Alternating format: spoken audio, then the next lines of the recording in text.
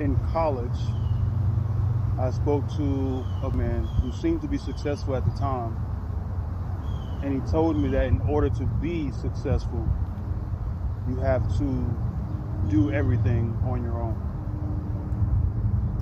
I think in that, hearing that anyways, I wanted to prove that statement wrong. In college, I spoke to a man who seemed to be successful at the time, and he told me that in order to be successful, you have to do everything on your own.